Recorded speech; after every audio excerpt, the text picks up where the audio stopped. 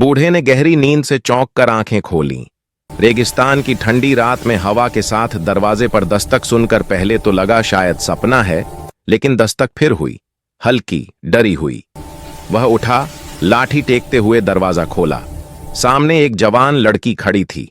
चेहरे पर धूल, बाल बिखरे, आंखों में थकान और डर दोनों। उसके कपड़े फटे हुए थे, जैसे कई दिनों से रेगिस्तान की गर्मी और ठंड दोनों झेल रही हो। बाबा, एक रात की पनाह दे दो। उसकी आवाज कांप रही थी। सुबह होते ही चली जाऊंगी। नाम मीना है मेरा। बूढ़ा कुछ पल चुप रहा। उसकी आंखों में संदेह था, दया भी। बेटी, यहां तो मैं अकेला रहता हूं, कोई और नहीं। रेगिस्तान में रात गुजारना आसान नहीं। अंदर आ जा। मीना ने सिर झुकाकर धन्यवाद कहा और अंदर आ गई। झोपड़ी में बस एक पुरानी चारपाई, एक मिट्टी का चूल्हा और कोने में कुछ बर्तन। बूढ़े ने उसे पानी दिया, फिर रोटी गुड़ का टुकड़ा। कहां से आई बेटी?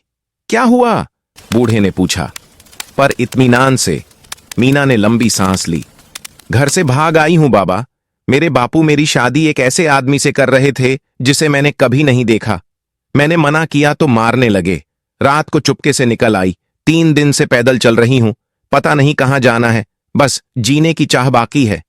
बूढ़ा चुपचाप सुनता रहा, फिर बोला, रेगिस्तान इंसान को आजमाता है बेटी। यहां पानी कम, उम्मीद भी कम, पर जो बच जाता है वह मजबूत हो जाता है। रात भर दोनों बातें करते रहे। मीना ने रोया भी, हंसी भी। बूढ़े ने अपनी जिंदगी की कहानियां सुनाई।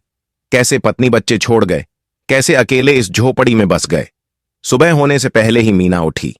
बाबा, अब मैं चलती हूं, आपकी बहुत मेहरबानी। बूढ़ा उठा, लाठी थामकर बाहर आया। सूरज अभी उगा भी नहीं था। बेटी, जहां जाना है जा, पर याद रखना, ये रेगिस्तान बड़ा है, पर इंसान का दिल उससे भी बड़ा। अगर कभी रास्ता भटक जाए तो इस झोपड़ी को याद करना। मैं यहीं रहूंगा। मीना ने बूढ़े के पैर छुए। आंखों में आंसू थे, पर चेहरे पर हल्की मुस्कान।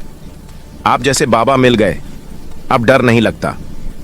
वह चल पड़ी, रेगिस्तान की ओर, जहां न जाने क्या इंतजार कर रहा था। बूढ़ा दरवाजे पर खड़ा रहा, जब तक मीना की परछाई भी नजर से ओझल न हो गई। फिर धीरे से बोला, जा बेटी, तूने एक रात की पनाह मांगी थी, मैंने दिल की पनाह दे दी। अब तू जहां भी जाएगी वहां मेरी दुआ साथ जाएगी। और रेगिस्तान फिर से अपनी खामोशी में लौट गया। बस एक बूढ़ा और उसकी टूटी फूटी झोपड़ी बाकी रह गई, जो कभी किसी की आश्रय बन सकती।